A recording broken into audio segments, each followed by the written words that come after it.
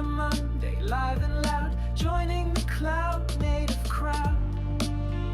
Got a new tool on the scene today, gonna blow complexity away.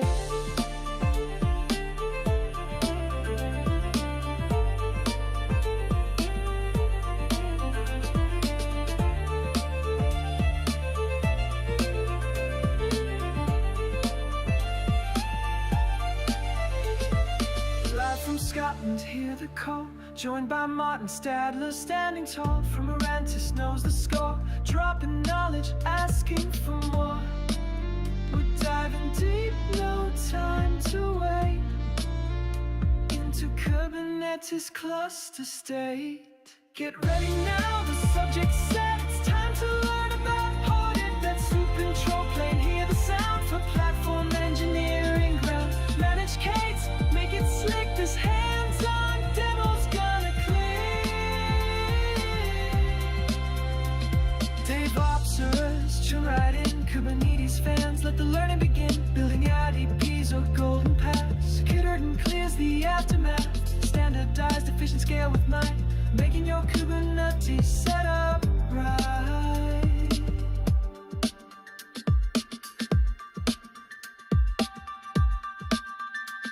So grab your coffee, settle down, best tech stream in the whole town. Rawkode Live is on the air with Kordent knowledge we can share. Let's get it started, feel the buzz, yeah, Kordent K, it's because.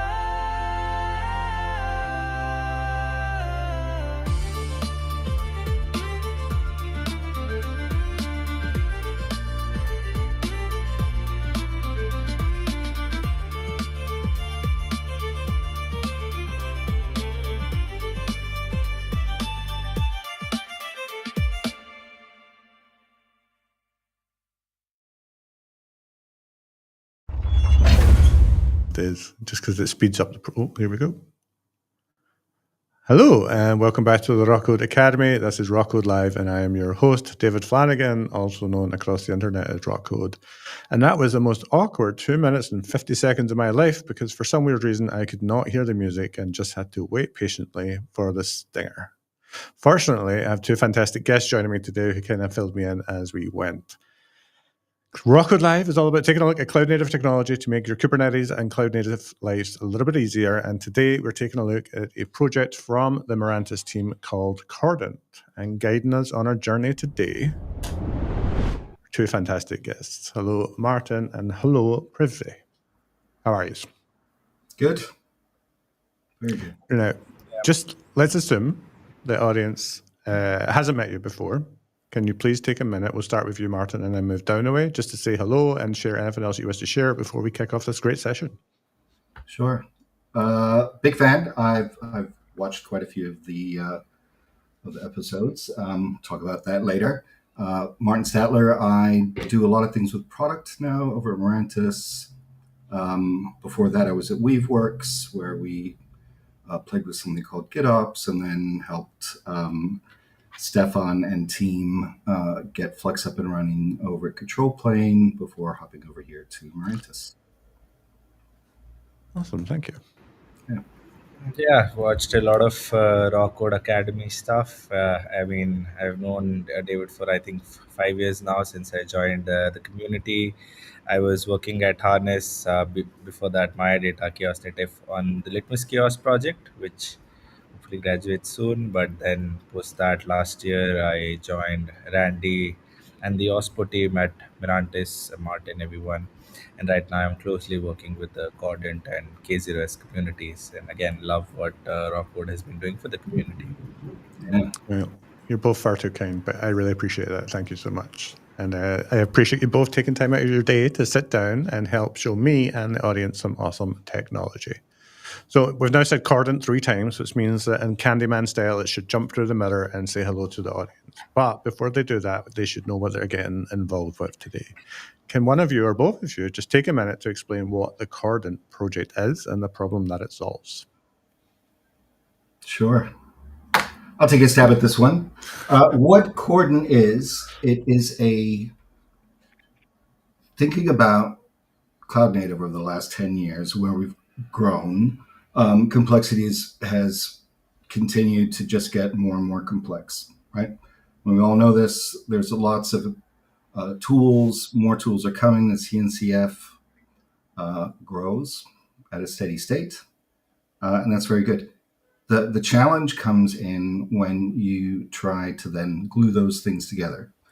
So the concept of Kordent, it's a play on Hitchhiker's Guide to the Galaxy. So it started off as something called Project 2A. 2A is hexadecimal, the hex for hexadecimal for 42. So people were having a bit of a good time. But we were very serious about what it was that we wanted to do. How do we make Kubernetes flexible, simple, still able to do all the complexities that you want to do? And that's what we're doing. Sure, that's usually with Kubernetes, it's name those three things and then pick half of one.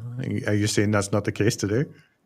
I don't know. I think there's a lot of lessons learned that we've been able to apply. I'm pretty chuffed with where the project is right now. I'm pretty happy with doing it. I think we brought in a pretty good team of, I've got all the wars, the scars and war wounds from Weaveworks with Weave GitOps Enterprise, with Weave Cloud. And we have the same thing for MKE, the Mirantis Kubernetes engine, Harness, as you know. So lots of experience and trying to think about, if we had to do this over again, how would we do it? And this is our view of what that looks like for Kubernetes. Okay. So obviously the name has that k0rdent in it, and there's another Mirantis open source project called k0s. How do these two correlate, work together, compete against each other? How what's the landscape look like from the Mirantis stack? Oh yeah, sure. So Mirantis, initially started off with OpenStack, and then as we started getting into cloud native, we started creating products initially around MCC. 7 years ago, I believe, maybe 8 at this point in time. We did absorb some of Docker. So we did that. So we had a platform based around Swarm. So that's MKE 3 today. So we still provide it. It's still in demand. The next release of MKE is MKE 4, and that one is Kubernetes based. But it is a different product set trying to do different things. And then we also have k0s. I'll talk about that a little bit more in depth because it is really a core component of Kordent. We have another product called MSR, and that's Harbor, and we do a lot of upstream work there. So pretty broad grouping of products. What Kordent is trying to do is create a template by design, right? So take everything that we do, and the inspiration is not something that we invented, right? Inspiration comes from really smart things everybody did before. So for example, Cluster API, foundational for us doing that. We looked at different projects around services, and how do you capture Kubernetes state. And that's why we looked at Sveltas and said this is a good way for us to start the project. And then with observability, it's really selecting some of the pieces that are working really well in the community. So Victoria Metrics is an example, OpenCost is another one, and then being able to put this together into 3 components: Kubernetes Cluster Manager, Kubernetes State Management, and then Kubernetes Observability and FinOps. So those are the 3 pillars. And it's all template based. So instead of for your cluster deployments, you would typically have 6-7 YAML files that you probably have to edit and work on. We take that, create a template of it, and now it's 1 YAML file Well, it's one YAML file, but it is still compliant. It still follows the APIs. Um, is well understood. There's not a new language to learn, and you can go with it. I'll show some diagrams here in a second, but we're trying to apply that theory across the board. And the foundation of that today is K0s. So our Kubernetes distribution, our open source distribution, it's formally just gone into the CNCF. We're really happy about that. Uh, and then we've built on top of that. So Cosmotron, being able to bootstrap and then build up from there. All right.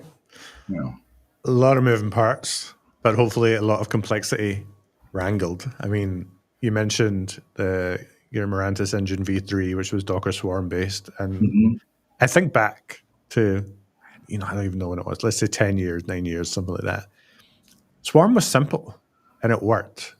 And I'm not saying Kubernetes is crap because it's been a big part of my career for the last 10 years. But at the same time, it's a completely different path and not the one I wanted to take back when I started doing all this stuff.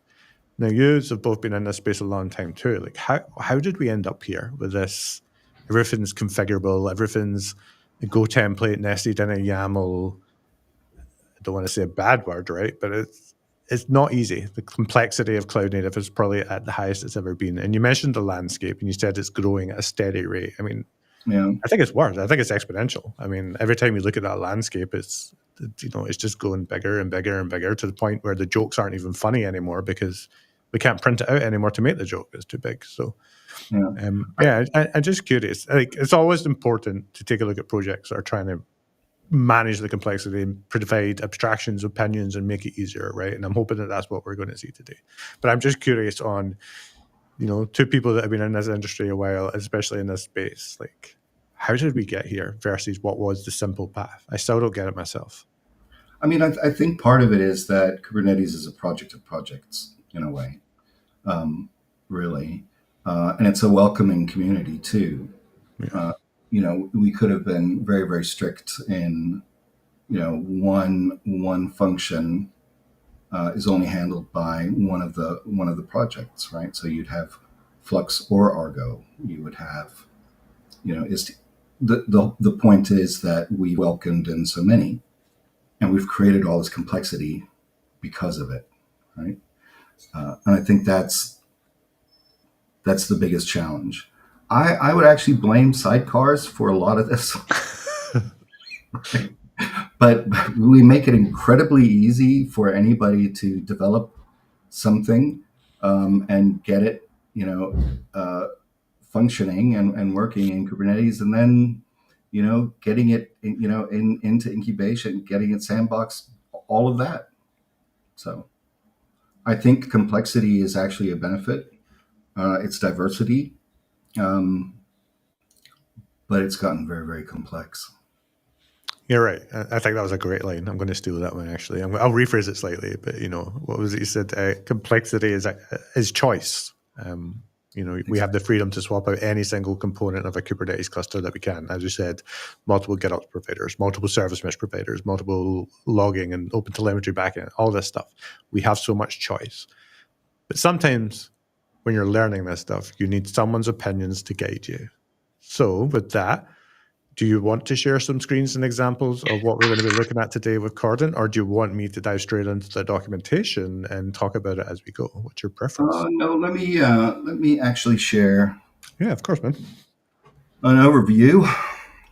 Rough and ready here. Where did I can find my slides?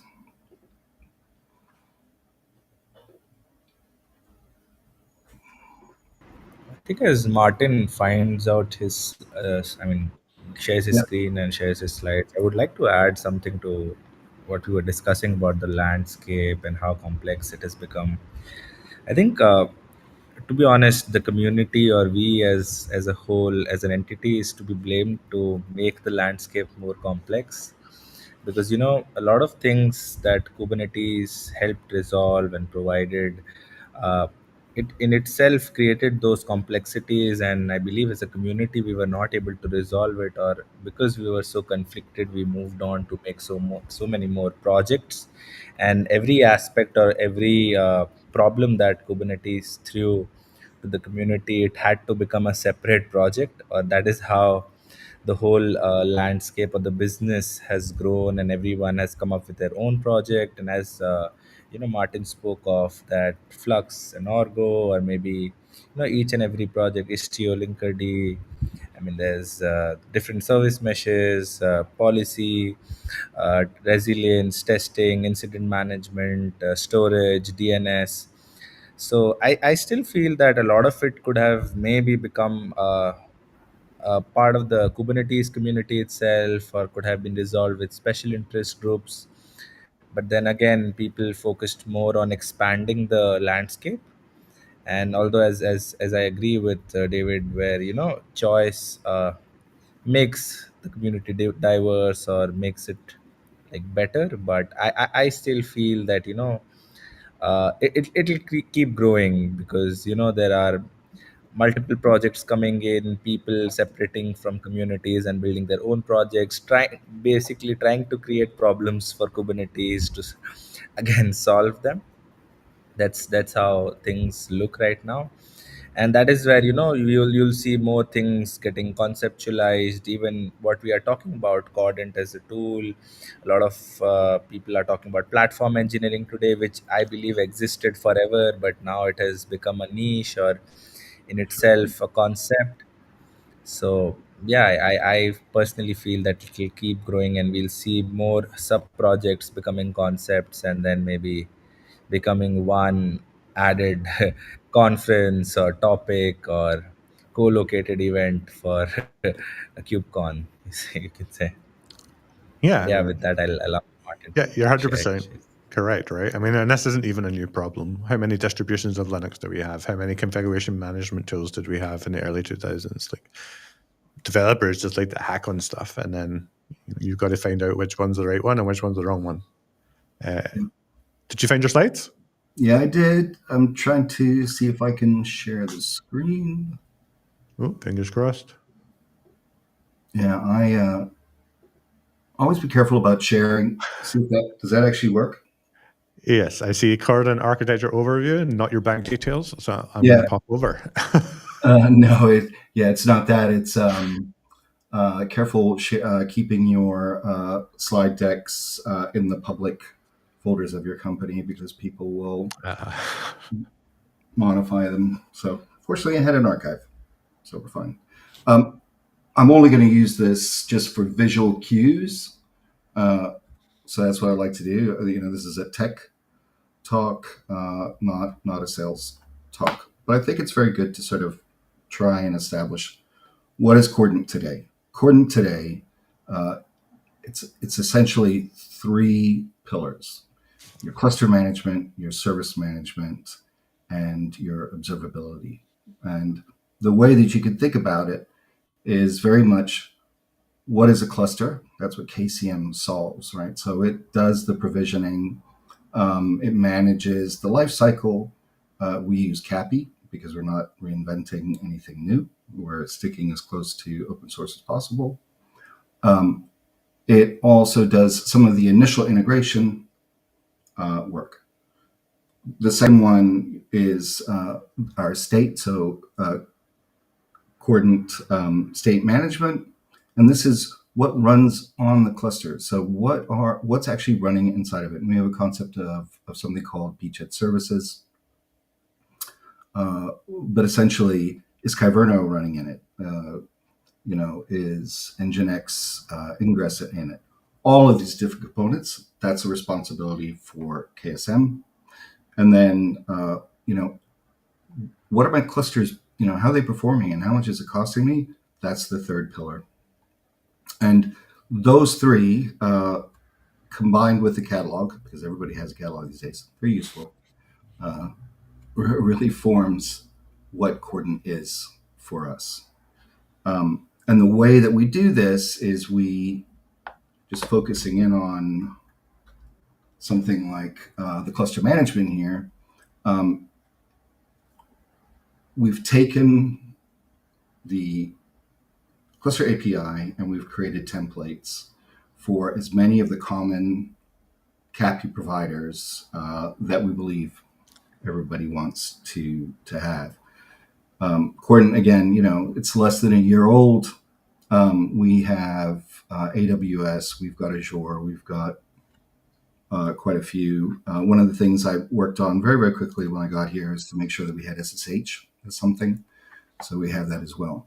But the goal here is define everything in a YAML file that you have here.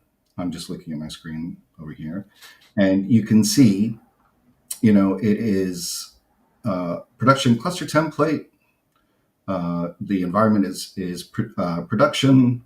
We version it so that it's immutable, this template, and then you would update the version to get to the next one.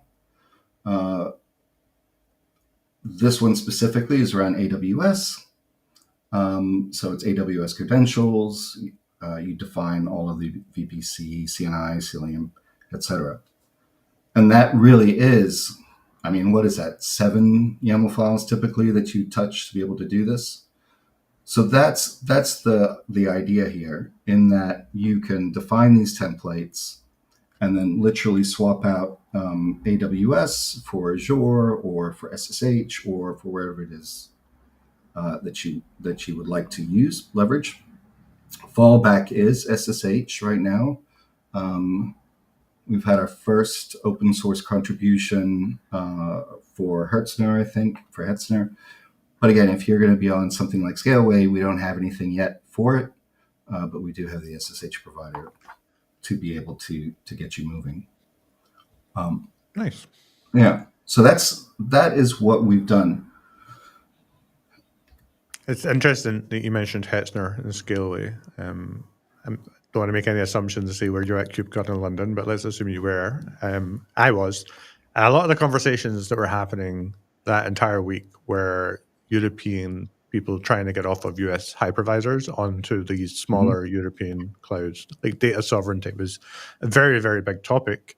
I'm sure AWS and GCP don't want us talking about this, but it was. And a lot of people were like, I need, Scaleway has an elastic metal product. How do I use it with Kubernetes? And the answer right now is the hard way. And it's the same with Hetzner's bare metal and OVH's bare metal and all these other things as well. So exactly, there's a big space right now for these companies to get involved with these open source projects that do support CAPI and make their clouds sustainable for people adopting Kubernetes without all of the crazy complexity. So. Yeah, I could go off on a wild tangent on it. I do sound American, but that's only because I lived there for 20 years. And I've been back 15 years and I still haven't lost the accent. So I thought you sounded English. Was I completely wrong? Oh, yeah, no, I'm English. All right. You're one of the first. Anyway, data sovereignty is a big thing. I think that one of the challenges that some of the cloud providers in Europe have is that maybe they lack the scale, perceived scale. I wouldn't say it's real, but there's a challenge in that, well, if I put everything in Scaleway, then how do I set something up in the UK, or how do I do something else? Yeah. And Kordent is, because we do this templating, it is literally changing one YAML file and renaming that service template, the cluster template, to reflect that infrastructure provider. Okay. Yep.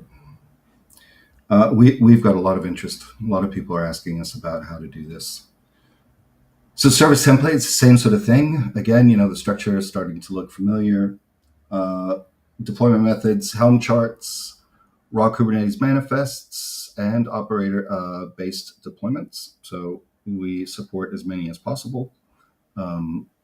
We also have a project called Recustomize, so that if you have your clusters handcrafted by because of your expertise or used something else, it will extract.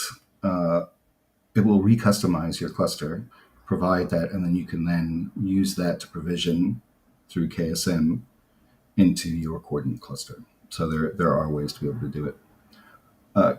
Again, immutable versions with your upgrade paths, and we'll talk a little bit about control and data access and things like that.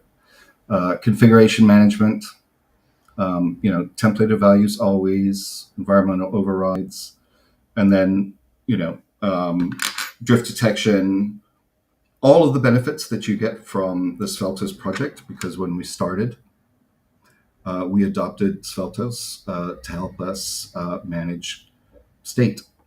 That doesn't mean that you're locked in. And one of the reasons why Sveltos was very appealing, at least for me personally, was to ensure that we did not lock ourselves into either Flux or into Argo, because depending on who you are, you might have a preference for one or the other. And this is sort of one of the core fundamentals for Kordent, is while Sveltos handles the management of templates at the platform engineering team level, one of the service templates is also Flex CD. Another of the service templates is Argo CD. So your development teams, your individual clusters can provide Flex or Argo, right? And we're trying to approach it across the board this way. So another example, k0rdent or OPA Gateway, right? Gatekeeper, right? Yeah, Gatekeeper, yeah. What did I say, Gateway? Yeah. Well, this was my first computer I ever had. Yeah, Gatekeeper. Those, we give choice, right? Yeah, I think that's a very balanced approach. I mean, my opinions on this are a bit spicier. I always say if anyone's using Argo, they're using the wrong tool for the wrong reason. Flux CD just got so much right that I think people need to pay more attention to. They go to Argo for the UI and then don't realize how it works under the hood is very different to Flux CD. But that's just my take. You get what you want, people. But check out Flux. I think Flex is very, very good. Right? Personally invested in that thing, so I think we'll always have opinions in Kubernetes, and that's what makes Kubernetes interesting and actually fun to be involved in. Right? The personal opinion there. Yeah. I think your audience is starting to pick up the same thing again here, and that is, again, it's another template. It does, focuses in on metrics and logging. Cost is one of the more complex things, and we're working very hard right now. We're working with the open source, the open cost project, and looking at how we actually invest a little bit in there as well to help solve some of the minutia of getting your billing data into the platform. I mean, you can upload, as you know, these things with the CSV file, but that means that your data needs to be correct. And what we'd like to do is be able to improve the already great API support that everybody has out there, but just make it all that much better. All right. So you got the cluster manager, you've got the state management, and you have observability, and those are sort of the three tiers. Nice. So I'll try and recap that in one sentence to make sure I've not got anything completely wildly inaccurate. But the three components seem to be responsible for providing a wrapper around cluster API with some sort of opinions on how to get a cluster with less opinions on how to compose that together. So the opinions are, if you need to deploy to GCP or AWS, we've got a template for that, but you still get to pick each individual component. And then we have the service catalog, which allows us to understand what is running in each cluster. And then there's the observability part, saying, okay, are we doing this in a way that is efficient? And are we doing this in a way that isn't going to bankrupt the business in 6 months' time? You're trying to tackle quite a lot of that life cycle of a Kubernetes cluster, which is a very ambitious task. Yeah. Is that close enough to correct? That's spot on. And I think already you're going to have some of your audience already call out. Well, then how do you actually control that environment? I mean, Kordent is very much focused on where do you go? Very much focused on fleets. I hate the term fleet. I absolutely detest it. But the thing is, if you have one Kubernetes cluster, two, three, four, you're fine. Once you start scaling beyond that, that's when you start having issues. I think that one of the reasons why we've overused namespaces is because it's been so difficult and challenging to actually run clusters effectively, destroy them, bring them back up. So my preference is lots of small clusters, not one big cluster with a lot of namespaces in it. And Kordent helps you able to do that, so you can do it very quickly. We've spent a lot of time building out our RBAC credentials. I mean, it's all there on GitHub for everyone to view. But what it allows us to do with these templates is then we can gate these things. So you have the concept of platform engineering, and you have the select few in platform engineering who create these templates. They'll create the cluster template, they'll create the service template, observability, and then your platform team would work with the development environment, developer team, and then you might only give that development team enough to change one or two of the variables in your template that they can change. And so what that means is that you have a way to actually establish control of your Kubernetes environment, but still be able to empower development teams, DevOps teams to be able to, toggle, how many nodes are going to be spun up, or whatever the context is that you want to be able to provide them. So I think that is also sort of a critical piece of Kordent that we took a lot of time thinking about. All right. Yeah. Sweet. I think we've got enough context there where we should get hands-on, show people how to get started, and then take a look at some more concrete examples as we move forward. So I am going to share my screen now. Okay. And go to the docs. All right. And I'm going to follow along. My docs here too. All right. And there we go. Back over here. Let's get my screen up there. Really need to find a way to make this less clicky. And go. All right. So I've got kordent.io. That is k0rdent. k0rdent.io. The links, of course, will be in the description after the fact.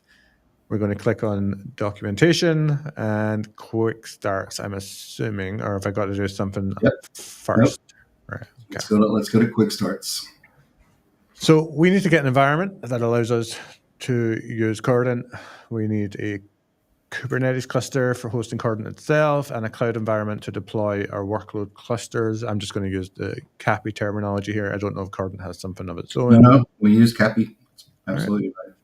And then used Kordent to get that managed cluster for us. So this is where I always regret my choice of Linux distribution, but hopefully we can get through this. NixOS, yeah. I've got a laptop with Nix on it. I don't use it that much. So the first step you have to do is, if you see where it says quick starts, you first set up a management cluster. Yeah, so I could just use kind for that, right? That's what you're suggesting here too. Perfect. All right, let's do Kordent. I'll run dev in it because, of course, I don't actually have any tools installed in this wacky box. But hopefully that won't take more than a few seconds. I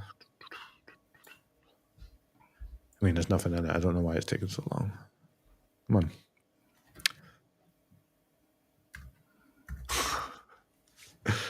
I should have ran this 20 minutes ago.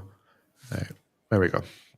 And let's pop this open. So for anyone who's not familiar, devenv is just what us next masochists use because we don't install stuff. I'm going to remove all this stuff. We'll zoom this in. That's too much. There we go. And I'll remove all this nonsense so that I'm not polluting your screens with things you don't need to pay attention to. So we do need some packages. I do have get. I also don't like that syntax. We want kube control. We want kind. We probably need helm. I'm just going to add a few things. I don't know if we need these, but we'll put them down. Do I need anything else beyond that? Is there a Kordent CLI that I'm going to need? You'll do a curl and pull it down, and it'll grab what you need. I will check and see. I'm assuming it's not here, but Yeah. No, okay. Maybe we'll add that. All right. So this gives me hopefully the tools that I need, just to mean that I'm not switching between terminals too much. I can .env to reload this. I now have kube control, helm, and I should. Oh, what? I just off. I do this every single time. It's the wrong helm. Helm and Nix is some weird tool. So I do that all the time, which means this has to be Kubernetes helm, like so. So if we reload, it should get us the Kubernetes helm, which is probably the only thing I don't have cached, because I don't ever use helm. I'm not a big fan. But again, that's a spicy take for another episode. It's funny. I'm not quite a fan either. Kind, cluster, create cluster, right? There we go.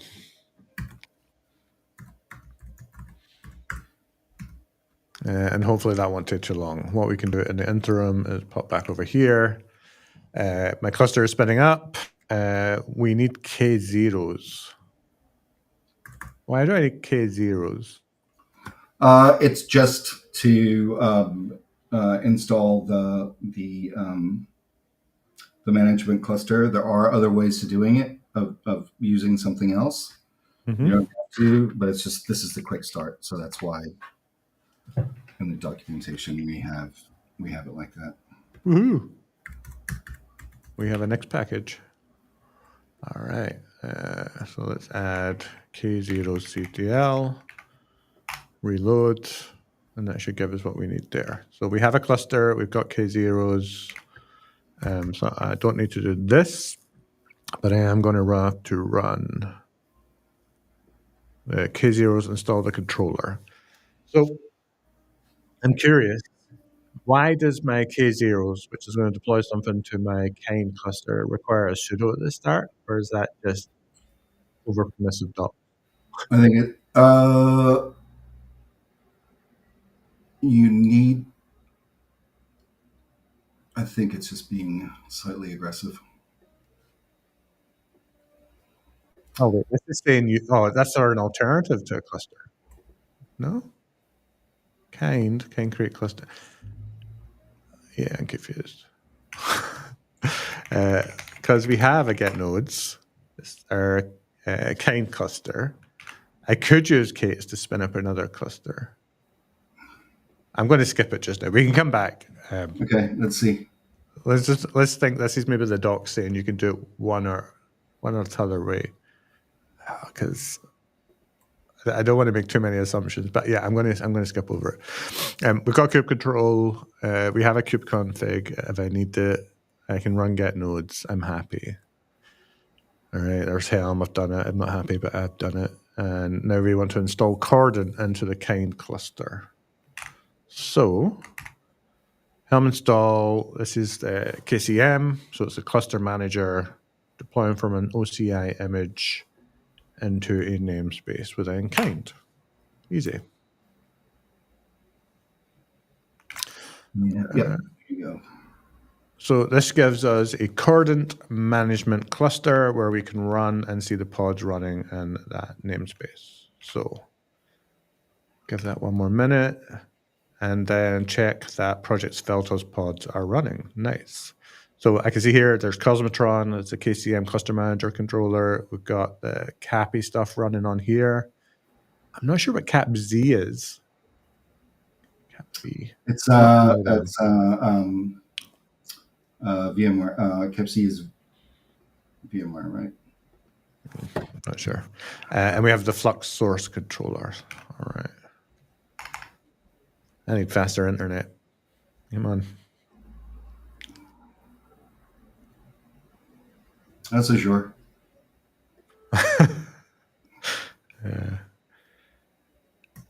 I don't run a Mac anymore. It's been a long time, but I was always impressed when Homebrew switched over to using OCI for all of their package deliveries. I gotta say that was a pretty slick move by the project. Oh, I think it's brilliant. We're all in on OCI. All right, this looks much more manageable than the docs. You know, I don't have a CapV or a CapZ, so I was curious to see that there. But I do see we've got Valero, so this is the backup stuff, the source controller and stuff. Yeah, that looks happy. It's running. There's no crashes. So we want to check if we have projects Veltos or no. Did I do something wrong?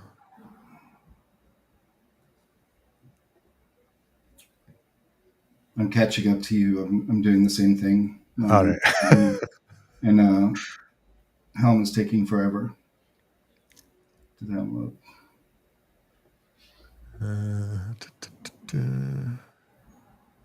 Not skipped anything. I wonder if it's just a timing thing.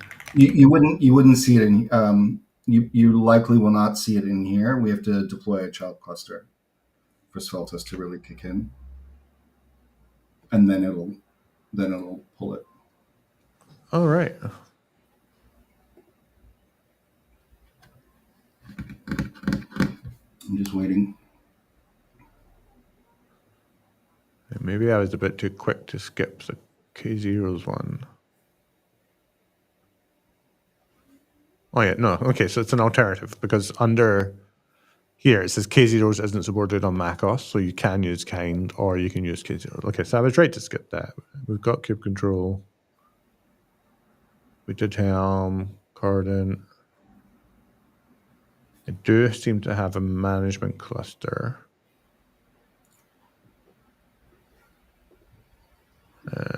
Okay, we've not deployed KSM yet, so we only deployed KCM, which tells me maybe there's a step missing here from the documentation. So maybe we can just work that out. I think you just continue on and it'll pull it up.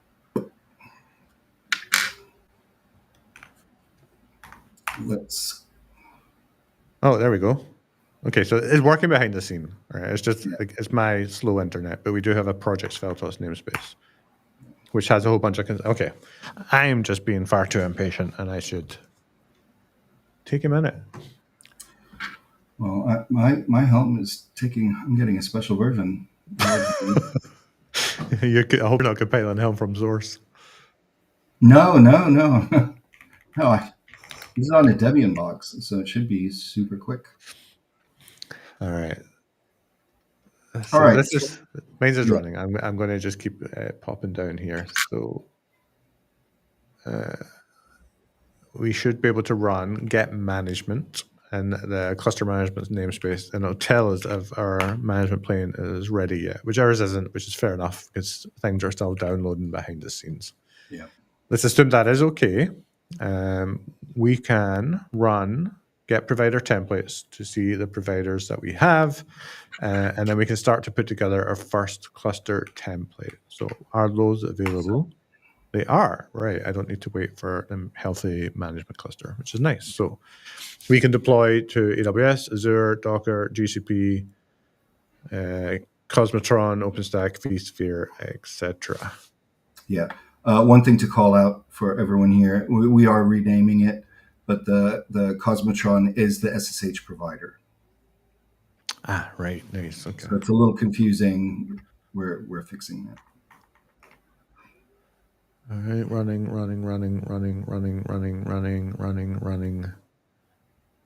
Capo is still all right. So it's just a couple of the provider controller managers running now. So we're getting closer. So why don't we start putting together a template? So we can also list cluster templates. So this is beyond the providers. Okay, so there's AWS EKS, standalone and hosted, GCP, GKE, hosted and standalone. What's the difference between GCP hosted and GCP standalone? Is that something I should be familiar with? Well, I mean, it's it depends on who's managing those nodes, right? So you have the concept of both, for example, the AWS, you can run Kubernetes where you manage the cluster controller, the management of that cluster, what we call child clusters. Right. Or, so if it's EKS, then the control plane is Amazon's EKS control plane versus if it's, EC2, then it's our control plane. Right. Okay. Gotcha. Yeah, I didn't actually notice that. It's hosted CP and standalone CP. Okay. Yeah, exactly. All right. So now let's go for. I mean, I'm tempted to be really brave and do your SSH one, but let's try not to break things any more than I already have. Yeah, I like the SSH one. I mean, it's tempting. I have a Scaleway elastic metal machine just sitting there running barely anything on it. It's nothing to do, right? Yeah. Maybe that'll be something I do in my spare time. Let's focus on the GCP approach. I am logged in. I have a project. It's my production project, so hopefully nothing too bad goes wrong. Do I need a service account?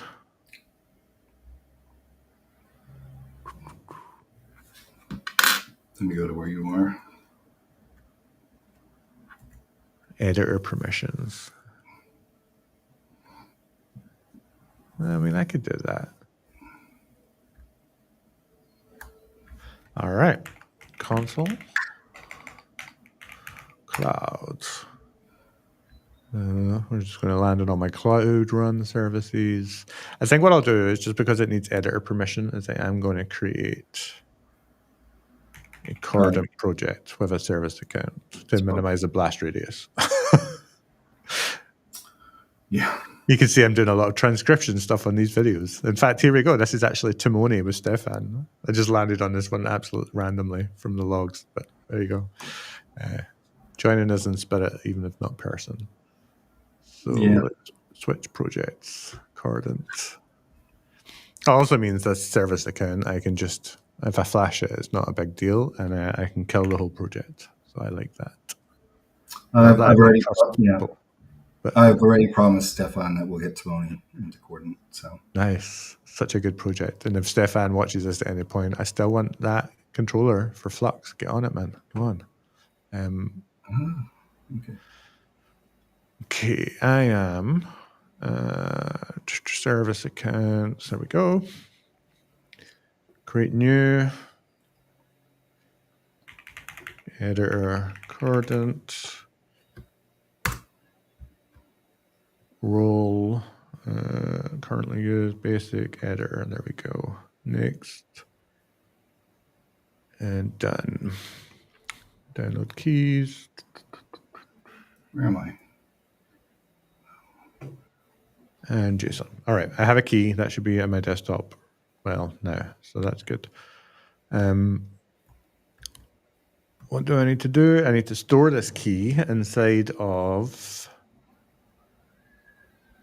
a secret object. So I'm assuming this is just. Oh, I'm putting this into my local management cluster, right? Okay. Yep. Right, got it. You're doing the you're a live tester for the documentation. So we're going to encode these. Oh, I'm in fish. Oh, of course I am. It's like I just try to make my life harder every single day that I do these sessions. Sish doesn't want that there. It should be okay. No, can't do equals. You need to do set global this is equal to this. All right. And then we are going to, I'm assuming this is just going to get you a load straight into the cluster. So yes, and no namespace. So, what is wrong? Oh, All right, so I'm starting to troubleshoot my problem over here. I should be able to fix it. Oh no, Bash is not happy either. All right, I'm going to have to work out how to do this in Fish. So cat EOF. I mean, why does that not work in Fish? What have I got wrong? The variable interpolation is wrong. Well, I mean, it's just writing a YAML file. I don't even need to use it to do it this way. No, okay. I think the problem is the space. Well, that shouldn't really matter either. Why am I so bad at this? Because it's live. That's why. All right, Vim YAML.YAML. That's what we're doing today. And I will get the value myself. I'm going to be horrible and say echo, what was it called? GCP. We'll write it straight into YAML.YAML. And again, this project will be deleted momentarily. So, not that I think anyone would be able to see the whole file. And, oh, don't do that. No, that's Vim. Why am I? And now I've lost the buffer. Wonderful.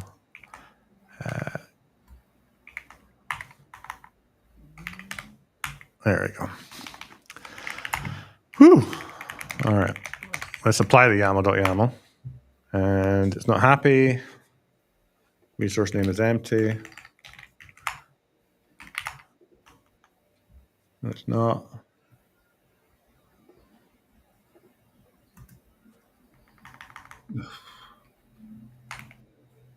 Hey, there's nothing wrong with that.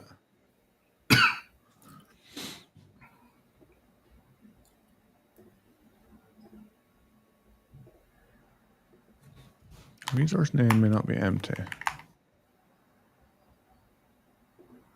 Kordent in the chat saying, why does it exist? More context, please. I've been typing so fast that I'm not sure if I've missed something there.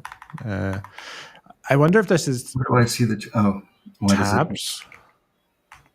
Could it be tabs? No. No, it's definitely spaces. Data credentials.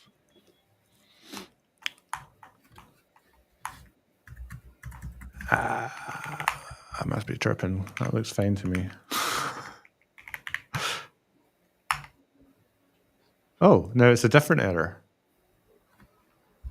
Unknown field credentials.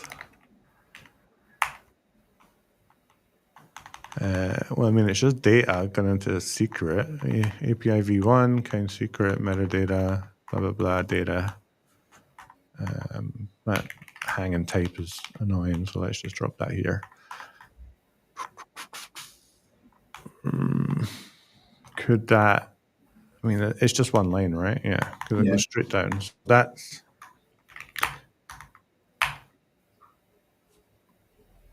component. Ah, okay. I think it was just the indentation. What's that? Yeah. I think it's just been the indentation. And even though I think I'm deleting spaces, I don't think I am. Yeah, it's making me go through all of these. There's just something in the docs that's made that a bit weird. So I'm assuming. Took a note of that too. Yeah, I have no idea what I copied. Maybe I should have paid more attention or turned on my blank white space thingy in Vim. But we got it applied. I'm sure that was excruciating for people to watch. I'm sorry. But let's crack on. I'm actually having fun. I've actually got a real smile on my face. This is good fun.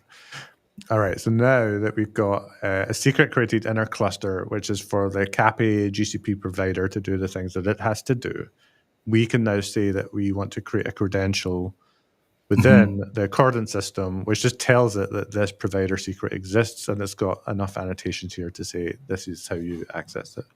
Exactly. I'm so sorry for my naming, people. That is horrendous. YAML 2 is now being applied to my cluster. And that didn't have the weird spacing issue, so we're good. Now we've got a config map. This config map has Go templates. I feel sad inside, but I'll get over it. So this is a Sveltos template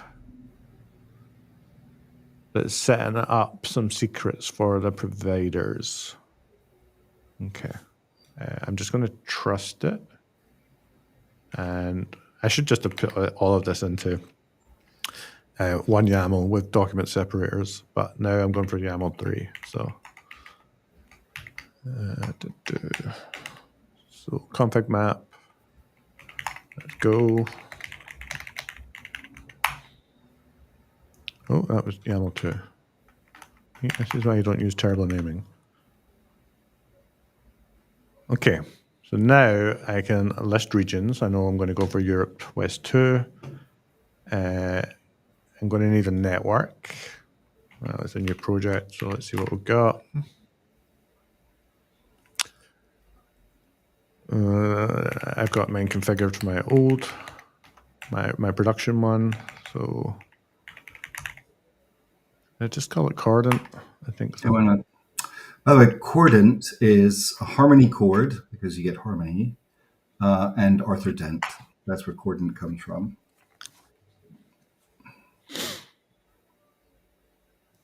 All right. Yeah, I never thought about that aspect of it, but now that I've created a new project, I've got a project with none of the APIs disabled. However, I should have been able to enable that.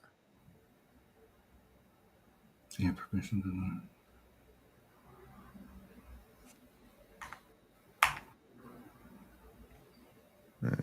Yeah, okay. All right, let's just do it from here. APIs.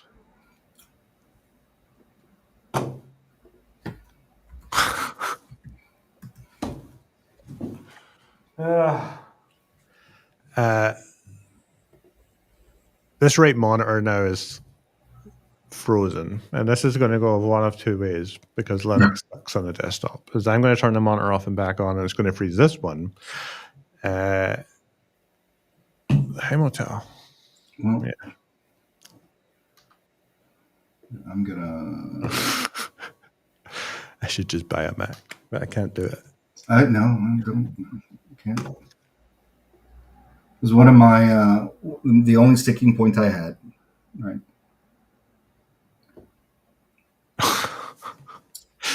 I love that you can hear me, but now, I'm still here. I'm still here. Yeah. I thought my computer had just frozen, but I'm back, and the other monitor works again. Such is life. But I'm glad that wasn't me having to reboot my machine to rejoin the stream. All right, so APIs and services, and I should all just turn them on. No, it was compute.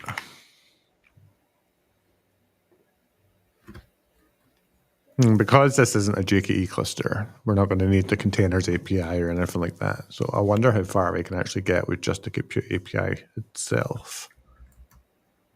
I probably assume that's maybe all of it. There might be like the secrets API. I'm not sure if you're using KMS or Secrets Manager behind the scenes, but I'm going to assume not. No. Just because there's that, obviously the KSM as well, which will handle some of this stuff. All right. Let's try this again. List networks. Yes, it is.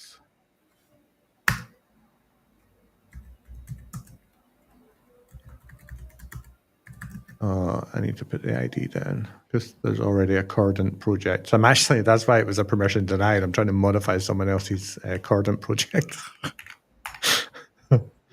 Oh. All right, enable it. The CLI will just pull it till it's ready. So All right, so that worked. We've got the default network. I'm happy to use the default network, and we can list machine types by region. We can just use an N2 standard 4. We already listed the templates. So now we get to the fun bit, which is creating our cluster deployments. So where's VS Code? So now I am going to name things a little bit nicer so that we can follow along. So we'll call this Rawkode production. In this namespace, we'll go with the GCP standalone. I guess I should list it again to make sure these versions haven't changed. So let's just Let's see. I don't think they should. I don't. Yeah. there's the provider template.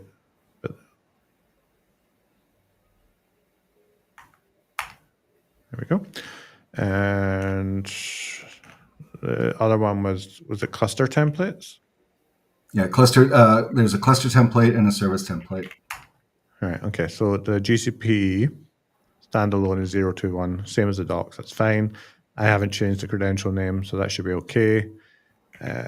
We do need to paste in my project name, which is now no longer in my history. Let's grab that one more time. Should I call it Rawkode Kordent just to make it easier? Europe West 2, default network. Oh, and I need the full name for the image hardware list. So we will run that command in.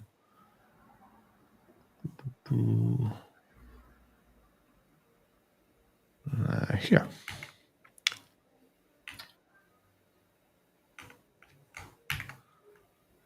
Image list.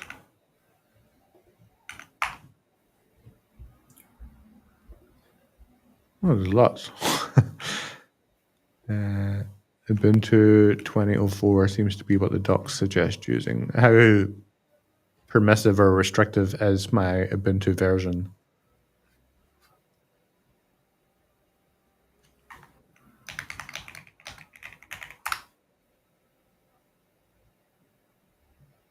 You still with me?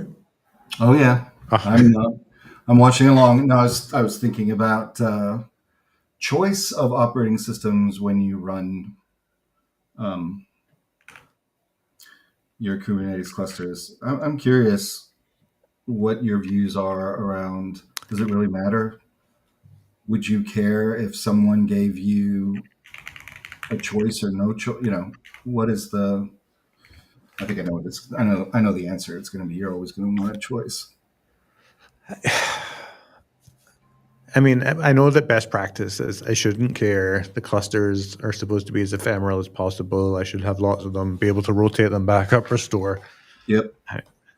In reality, I think so many companies are so far away from that. I mean, even in my production, which is not that huge, sometimes you just need convenience and debuggability. Like, so I haven't adopted, immutable distros. I haven't got Nixos in my production clusters, etc. I mean, I just run that on a desktop. So I always make compromises trying to predict tomorrow's problems. Yeah. So I'm not that opinionated, but I do need that break glass button for when I need to get into it and do stuff. So Just get it done. Yeah. exactly. Yeah.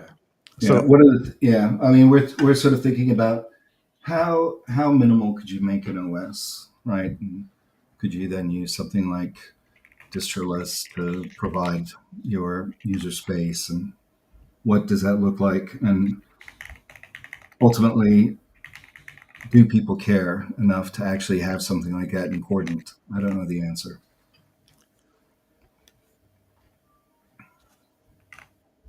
wrong namespace. There we go. All right. So cluster's not ready. Expected. Services 00. Template correct.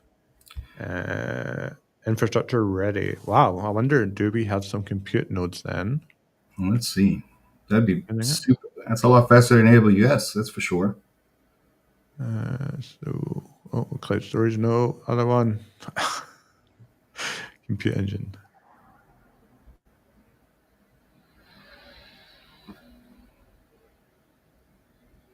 Yeah. I mean,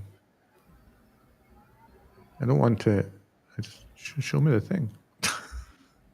I don't think the UI is caught up with the fact that that is turned on.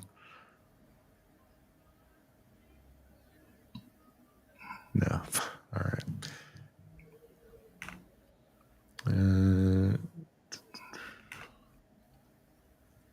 Is there a refresh button?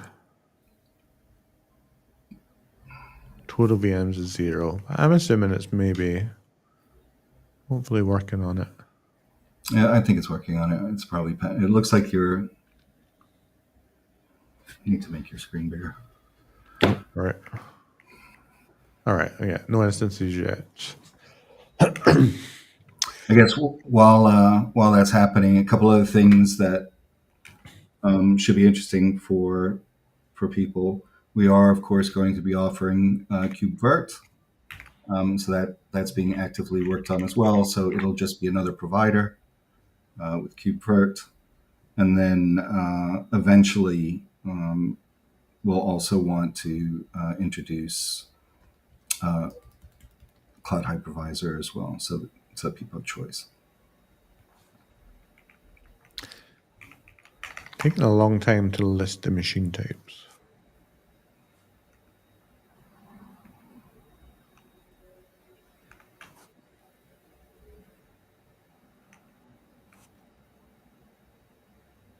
Refresh. They always move this refresh button. I'm like, just stick it in one place on every screen, please. Sometimes it's over here. My biggest concern. Oh, okay, it's just slow. My biggest concern was maybe I picked a machine type that wasn't available in the region. I did N2. I do see N4s. So let's grep West 2. But I also want to look for standard -4s. I can always update this, I'm sure. So I don't know why that. I mean, I'm sure it's fetching a decent amount of information, but not that much. I'm pretty sure I could also just pass --region, which would probably restrict the amount of data that I need to fetch. But the docs told me to use grep, so I grepped. This is a reason why I'm a fan of SSH, right? Just a little faster on your providers doesn't really help. So let's see. I mean, right there. Yeah, we do have N2 standards. So there we go. Look at that. We got a machine. All right. So let's talk about what's actually happening behind the scenes here, right? So we wrote a very small bit of YAML that just says we want a cluster with this name. We picked a template from the list of templates. I provided the credentials with some small amount of configuration, the project, the region, the network, and then the device types to use across the control plane and the worker plane. Yep. Now, I know this is used in CAPI behind the scenes, which means what's happening here is on the kind cluster I have locally,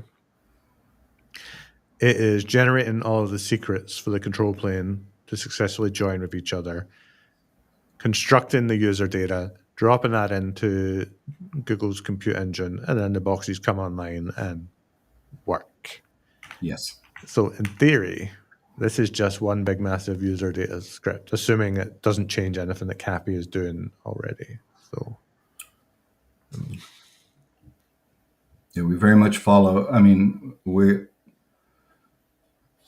I think once you've been burned by not doing something completely open source or diverging, you tend never to do it again, right? And I think we've got enough experience. And what's nice about this, again, let's focus on the abstractions that you and your team, I don't know how many people are working on this, right? I assume there's a team of people. Yeah, 20. Oh, there's a lot. There's a lot of effort in here.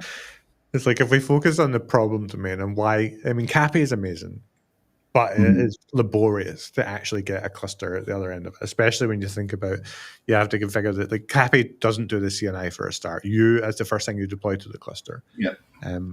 But I'm assuming if I just pop in here, as well as handling all the certs and stuff, is that if we scroll down, we're going to see Or maybe it's not in the user data, maybe that happens in the control plane after, because there is a CAPI concept for doing an apply after the control plane comes up. But I'm assuming the CNI stuff is maybe in there. So we can just see this is just user data. Like, Yeah. All right, no Cilium. So it's using K0s for all of the nodes and stuff like that. All right, so this just gets a cluster, which means it's handing off to something else, which I guess is the KSM, potentially.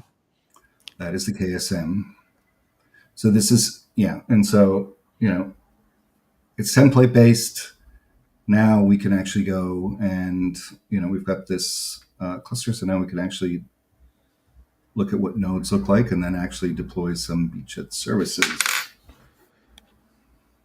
Okay, so one thing I did notice is that I didn't say how many control plane nodes I want. Is this part of this GCP standalone template?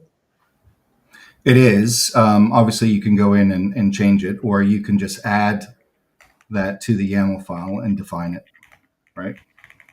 All right, so if I say get me cluster templates, I say GCP standalone and just grab this as YAML. What we can see here, I should have, how do you, if I'd done it on bat? Yeah, let's write it to a file, -o YAML, just so I can get colors. I like colors. Oh, again, terrible naming. All right. So where's the fun stuff? So we've got the control plane configuration. So this is all just vanilla kubeadmin config, configure insider blocks, labels, network tags. Control plane number. So I could just put in control plane number under the right key and be able to say I just want a single control plane node, and that would just be overridden or merged together at the application time. In fact, we can already see the project and region are here too. So we're already doing some of that. I don't know what the word is, making some of those things explicit without defaulting. Is there a default operating system in here? No. No, well, I mean, I think the default would just be Ubuntu right now. But if you go further down again, oh, sorry, yeah, just keep on going. See the workers number is 2 right there. Oh yeah, Line 95. Yeah, got it. so. All right. And that's what you can you can change. Anything that's in the YAML files that you would have to laboriously all edit, you can put back in here. Right. So if there are specialized things that you want to do, you can. Have you experimented or plan on providing support for like Q to make some of this like defined with a schema and get autocomplete and IDs and stuff like that?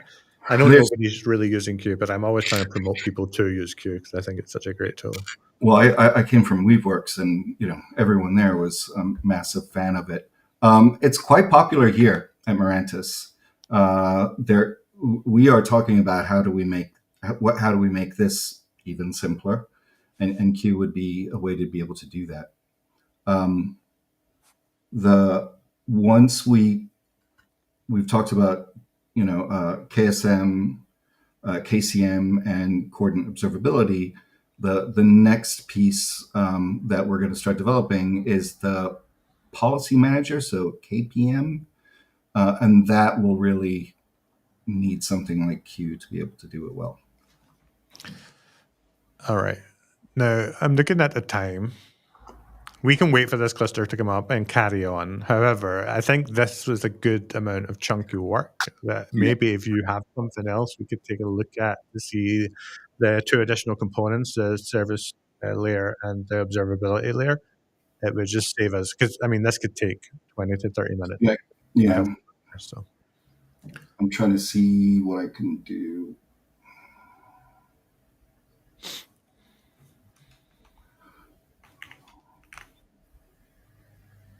How much time do we have? So it's in for another 15 minutes, but if we go over, it's not a big deal. We do actually have 3 control plane nodes online and 2 worker nodes, but they're not, they've not finished the bootstrap process yet. So maybe it won't be as long as I thought. Yeah, because I would like to just in the environment be able to show Nginx and actually cover a portion of the KSM. Okay. So maybe, where did you stop? Okay. So I think what we'd want to do is be able to look at the KSM on your cluster.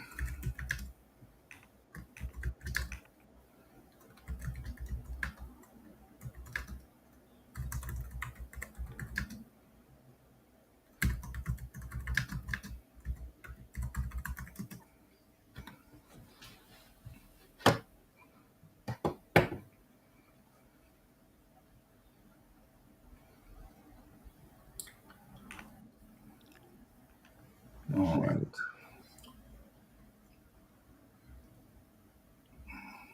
Well, my cluster state is flapping between unknown and false. I think the control plane machines are ready based on this log line. Yeah. So we might just be waiting on the worker nodes. I'm assuming in the secrets on the management cluster. So this is my local kind cluster. In fact, I can see it already. In the KCM system, we have a kubeconfig for the Rawkode production cluster. Yeah. So I can probably just do KCM production. We want the kubeconfig. Because you're going to control all of this on that mothership. Now, if the mothership does go, we call it mothership, right? Hitchhiker's Guide to the Galaxy. If the controller, if that mothership does go down, you will continue. All of the child clusters will continue to work, right? And that's why we have Valero and we have different ways of recovering. So it's one of the advantages we have that you're able to do you can rebuild your mothership and not impact or affect it. All right, so where are you? All right, so in the service template, which one are you in right now? Engine? You have the engine, what are you doing? So pulling out the secret, getting it as JSON, hopefully writing the value file, decoding it, and putting it into a kubeconfig file. Although I do realize it now says I don't have JQ. So I need to modify one thing before I run that, which is just to add JQ here. And then in my terminal here, just reload so that JQ pops in the environment. Should be quick. I do use JQ often. All right. Succeeded. Oh, okay. It didn't pop in this shell, but I mean, it did when I refreshed it. Okay, so get not found, get secret. Oh, I've got 2. That's why. Cannot iterate over null. Okay, so that was a bit too gallus with my JQ. We do have, we don't have items. What did I see here? Items.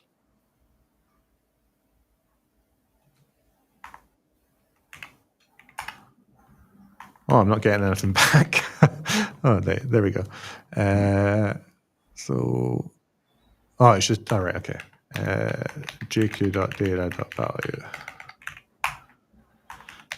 Base 64-d right to kubeconfig. Oh, come on, be nice to me. So this is just a JQ thing where it's quoted. Nice. And then export kubeconfig equals kubeconfig. So now if I run get pods, this should be the workload cluster. We've got Calico, Kordent, the CSI stuff for Google Cloud, controller managers, proxies, metrics. That is a working cluster. Nice. Yeah. And if you want, you can look at the service templates. All So right. like kubectl get. I'll do that for my other shell, but I'm still speaking Yeah. to the management plane.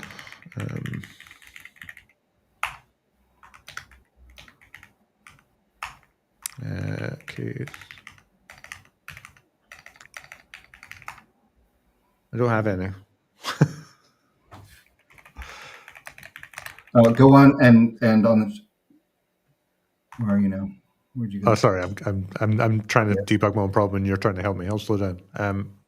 I just wanted to make sure I was still speaking to the local King cluster, which I am. So we don't have service templates, but maybe I've made a mistake. Yeah.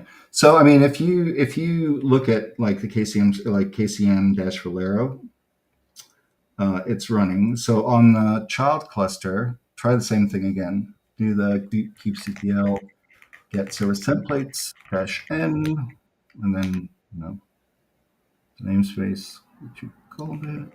I'll just do it. Oh yeah, like that. No service templates. Of course.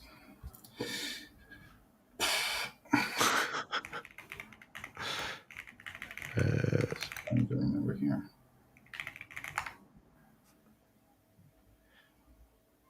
So we do have service template type on the management cluster. Yeah. Do we need to deploy the service templates, or are those done for us? No, we're not. We have to deploy it.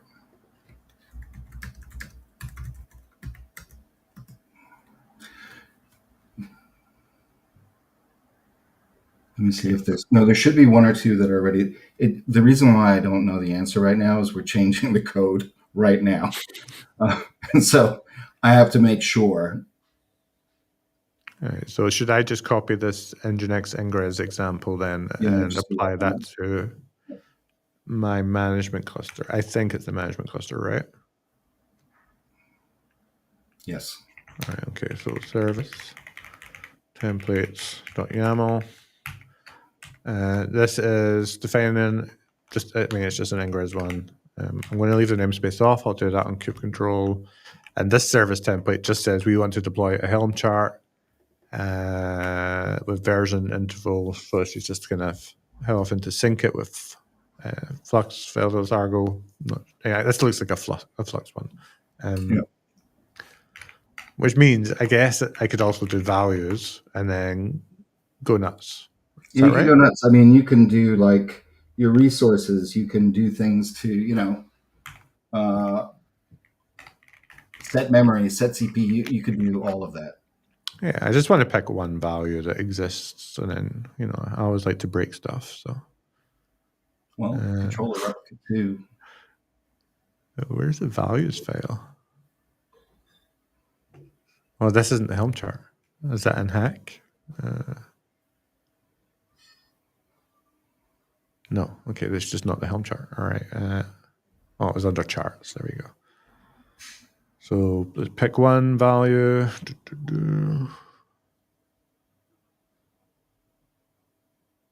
There we go.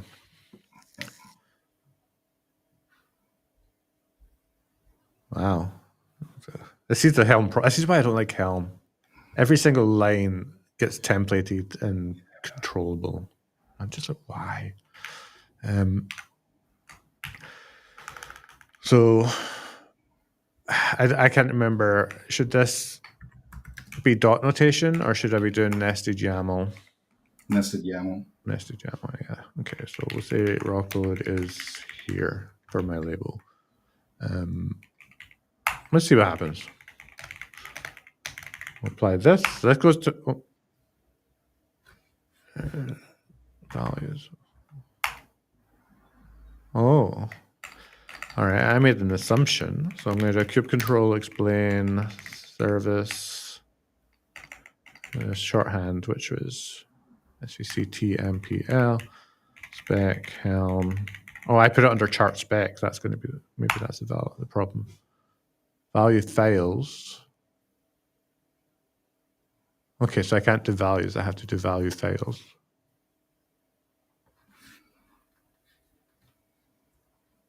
Relative path of the source ref. All right, let's come back to that. Let's not break the demo because I was curious. Let's just get it applied.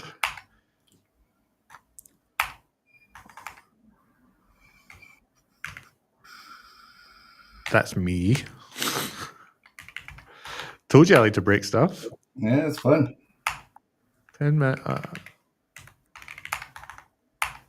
There we go.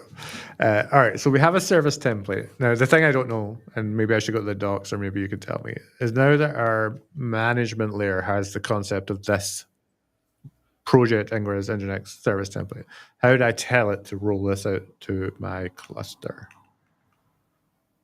Or does it do it automatically? It depends on how you want to set it up. It's all around credentials that you would hand to people. So you can, as the super user, decide to apply this at the cluster level, at the mothership level, which means you could just do it now. Or what you can do is you could make it available to the DevOps engineer, the development engineer, so they can apply it. It's up to you. So let's assuming I'm the platform engineer here, and I'm saying every cluster must have Nginx. So how do I do this at the mothership level?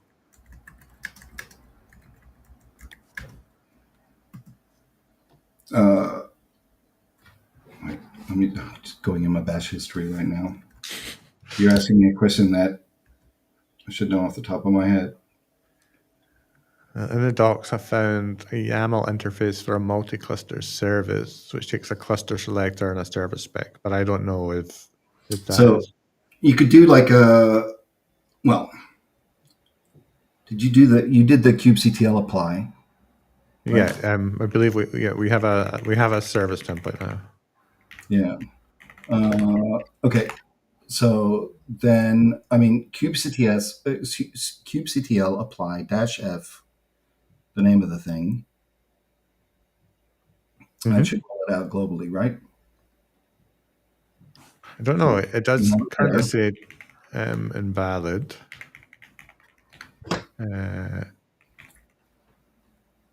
Describe service template.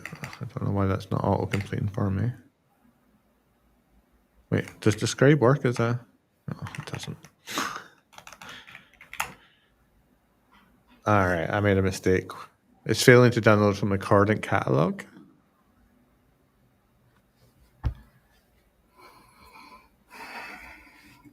I'm going there. So is that something I can browse, the Kordent catalog? You can browse it. So if you go to GitHub, /Kordent. All right. Let's see if it finds it like that. Catalog, yep. Yeah. Oh, I could have picked anything. Wow, there's lots in here. Okay. Ingres Nginx. Charts. What version did I use? 4.11.3. Yeah, it's there. No, 4.11.3 is there. Yeah. Why? Oh, there's a web version too. Nice. Okay.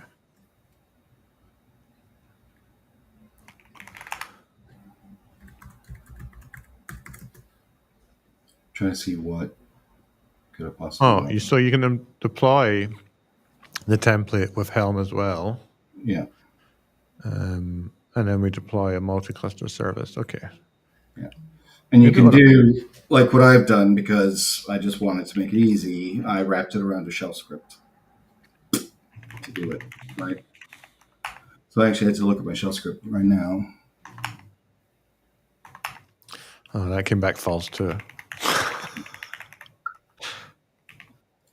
Is the catalog down? Is it broken? Shouldn't be. Try. You try. What is it saying? Oh no, it's valid now. Okay. All right. This worked. Maybe it's just taking too long. No. I don't know, but I'm going to go. I'm just going to YOLO this multi-cluster service then, and then just see what happens. Again, having fun, so just Yeah. going for it. But So so one I of the, can. Sorry, yeah. you go. I'm going to say just touching on because I said I'd say vibe coding one time. If you think about, well, why not? If you think about what you've done now with creating templates for KCM, KSM, the observability as well, you have a platform that is a lot easier for models to learn and then actually be able to do things with it, right? So that's one of the sort of the powerful things. We had one of the sales engineers who was frustrated because we don't have a UI for it yet because we're using the Kubernetes UI, who created a UI in half a day, right? Told it what it wanted to do and then built it. So that's sort of the nice thing about this, where you can, abstract to the level of being able to pick different things, different providers, different types of services, and actually have a model understand it quite easily. I'm not saying you should do that in production environments, but it opens up the idea of this is easier to comprehend than tripping up inside of, for the best of us, tripping up inside of Cappy or something else. Yeah, definitely. I definitely vibe code a lot, especially ever since MCP got a lot of adoption, and there's MCP servers for GitHub, for GitLab, for Kubernetes projects, for web APIs, for anything. Like you just end up the whole agentic thing just does so much for you now. The things that would have taken me weeks to build, you're doing in a day. It's just amazing.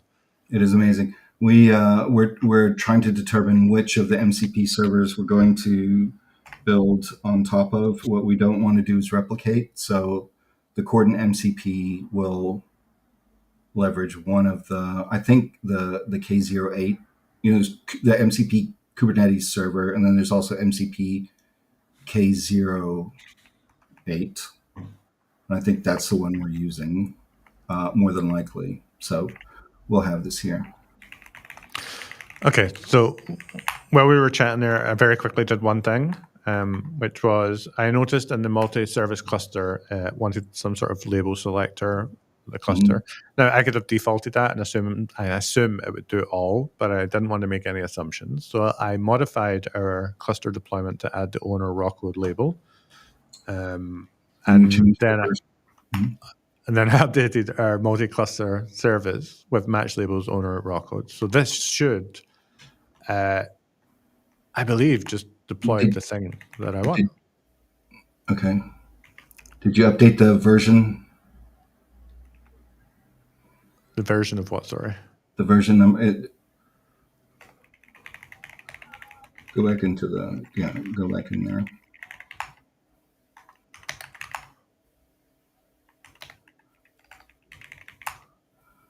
I don't see a version. Maybe I should just describe it. It'd be in the cluster template. I have not modified the cluster template. No. Oh, okay. Just okay. All right. I modified the cluster deployment. It does have my label. Yeah. I mean, it can yell at me. Let's see what I've just done.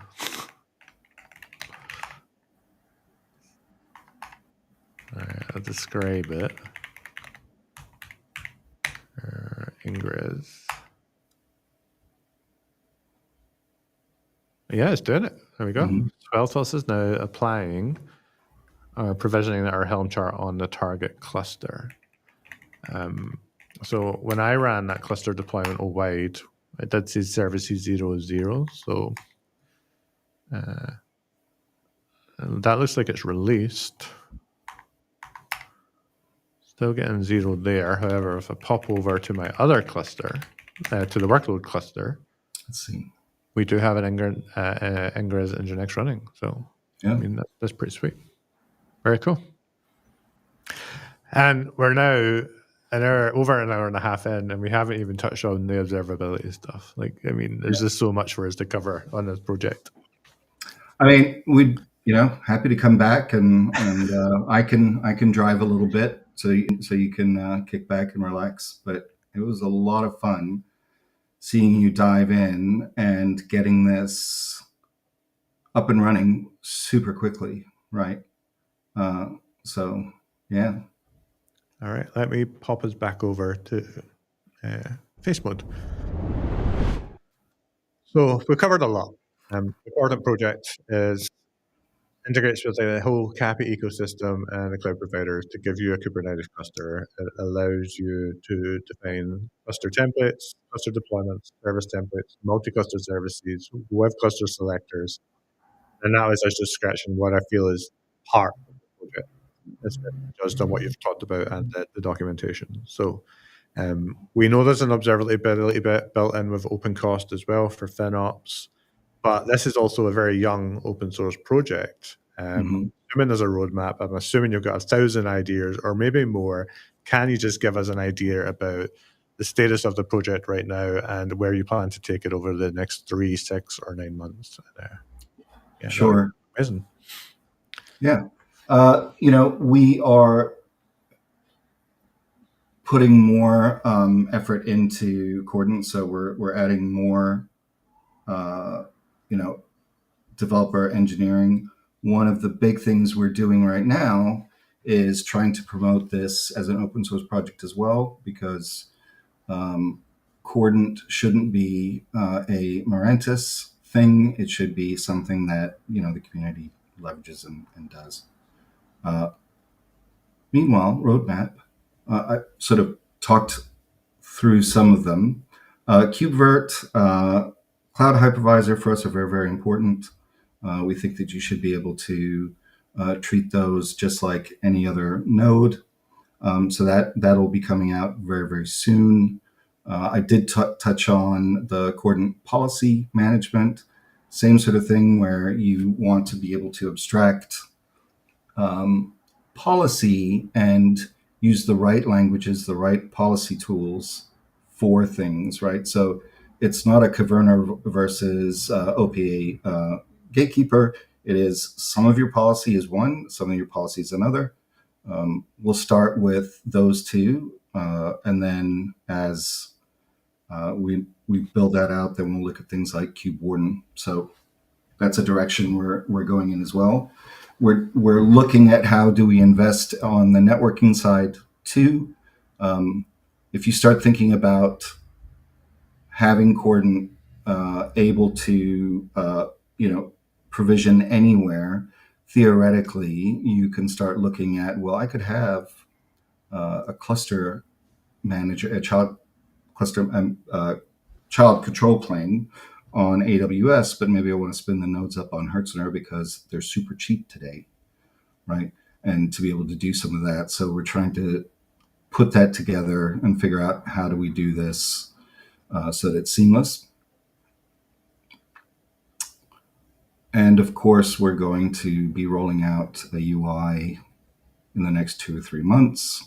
Doing that, part of that is to not develop a UI for the platform engineering teams, but for their internal customers, so that a development manager can go and build, through a UI, through UX, able to build another cluster for them to spin up for a CI/CD test of whatever it is they're doing.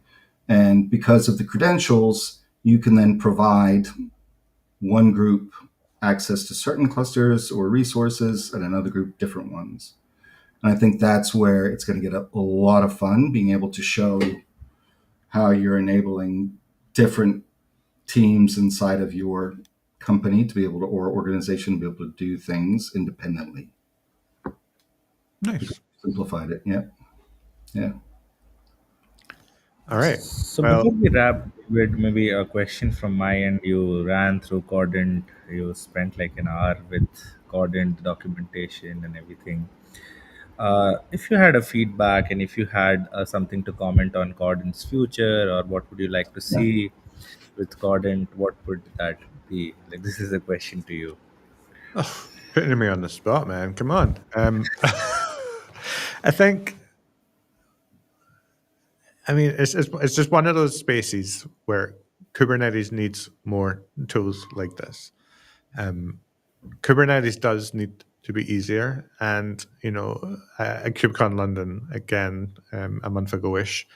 I just spent the first day running around with my camera asking people how many Kubernetes clusters do you have, and the majority of them said one, and I said because you want one or because you can only really run one. And the consensus is they'll want more than one cluster, but they can't take on the operational overhead of doing that. Again, a lot of people, their maturity of Kubernetes is still relatively early. So it's a big commitment to do that. And some of the challenges are networking with multi-cluster and routing. Some of the challenges are data and storage. Some of the challenges is just, policy across multiple clusters. And then there's the whole RBAC and who can access which cluster and can they access namespaces. And, like multi-tenancy is another big thing. So all of this is hard. And what we need are projects that can come along and say, okay, look, you need to be able to just describe your clusters once. You spin it up, it works. It ships Valero, it handles the disaster recovery aspect, and we start to remove a lot of the toil of day two. So there's a lot of room for improvement, and everyone is trying to do this today because it's still so early. Now, that's not direct feedback, just that I think you're on the right path. And the easier you can make this for teams to go from one huge cluster, it doesn't even need to be, it can be 4 nodes, right? Either way, one cluster, Fine. Yeah. help people get to have maybe two or maybe three. Just allow them to bring them in as they need and spin them back down and move their workloads around and give them that true control over where things run, when they run, and whatever. Like that is the future, and it's how do we get there? And it's tools like this. So.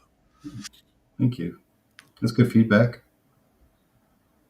Yeah. I don't know if it was feedback or avoiding the question, but trying to, No, no, I think your answer. I mean, that's the goal, right? Is how do we take this complexity, make it simpler? Yeah. I think, and templates are really important. I mean, I hate that phrase. It's overused, right? But it is really relevant in a lot of these projects. We need to be able to give people opinions on how to do things. Everybody thinks their Kubernetes cluster is bespoke and artisanal and handcrafted and all this nonsense, when really everyone just needs a CRI, a network and implementation, backups, and observability, right? The ability to get metrics, logs, and traces from all of their workloads into a single pane of glass. All of this stuff is the same for everyone. But the plumbing underneath it can be different for everyone.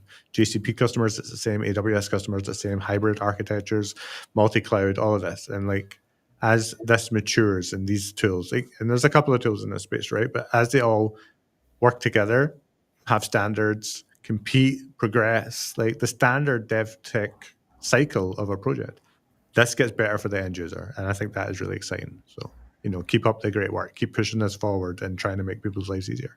I think that's a very noble mission, and you're off to a great start. So, well, and we wouldn't be here if it wasn't for all the hard work in Cappy or Sveltos or any of these other projects that we're, taking advantage of. So, yeah, as we say, open source stands on the shoulders of other open source giants. So it's all built on top of Linux. It's all built on top of C groups. It's then built on top of OCI now. And yeah, let's just keep innovating and pushing things forward. That's all we can do. All right. Longer than we expected, but I had a whole lot of fun. I really want to say thank you for joining me, for taking time out of your days to sit and, this is the most hands-on I've been in a while, except for building my own stuff. So that was pure joy for me all the way through. And I'll give you a moment to say any last words for the audience before we close this up. Maybe I would just like, project, right? Yeah. Sure. yeah, just like to share that. Take a look at the project, and we wanted to be on the Kubernetes Slack, but that's like completely stacked. So the Kordent channel is on the CNCF Slack for now, because that's where we found the space. So that's still up to discussion whether the project gets donated or not, and we'll see where things go. But yeah, the project is developing. We are hoping for more new releases, more contributions. So feel free to join the Kordent channel on the CNCF Slack, and yeah, put in your feedback, your issues, or anything you have as a community. Comment on this episode itself, the Rawkode Academy channel, and yeah, keep supporting David's work as well. He's been doing a Great. phenomenal job. All right. Awesome. I am going to push the button to move us to the goodbye tune. I hope you all enjoy. I'm going to go delete a service account before any of your roguelikes get onto that. And we'll see you all next time. Thank you so much. Have a great day. Bye.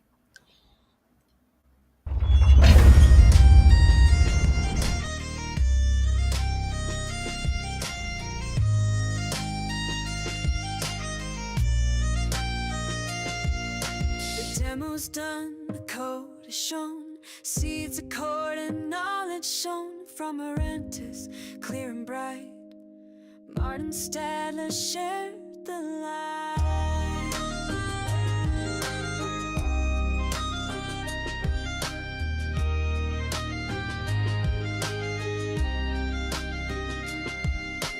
Manage clusters, scale with ease. Kubernetes brought to its knees. Super control plane understood. Platform engineering looking good.